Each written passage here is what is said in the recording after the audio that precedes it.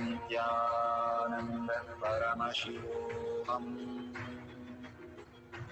ॐ नित्यानन्द परमशिवोऽहम्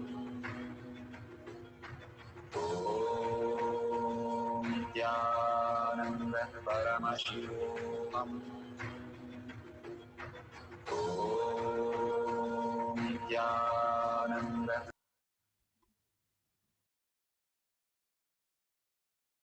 So beautiful. Whatever you have experienced as prasada, please share it with everybody in tinyurl.com/powermanifestation. Your experience of the powerful cognition, your experience of the power manifestation, who you are established during the science of power manifestation. More and more you experience, surrender to Bhagwan's lotus feet all these great truths. And if you can offer or contribute whatever to Kailasha that becomes n-fold in your life, brings auspiciousness and abundance. Let's surrender everything to Bhagwan's lotus feet and in deep gratitude and earning, thank Bhagwan for whatever he has given us as reality, as Paramashiva, the conscious sovereignty, and ask him to make this as our existential reality. With that, thanking Bhagwan, let's end the session with the Purna Mantra. Om Purnamada Purnamidam Purna Purnamudashyate Purnasya Purnamataya Purnamevavashishyate. Om Shanti Shanti Shanti. Hari Om Tat Sat Sarvam Bhagavate Sri Nityananda Paramashivam Paduka Arpanamastu. Om Nityanandam. Thank you so much and see you at 6 p.m. for the next power manifestation session in the Zoom. You can log in through eKailasha. Thank you, Nityanandam.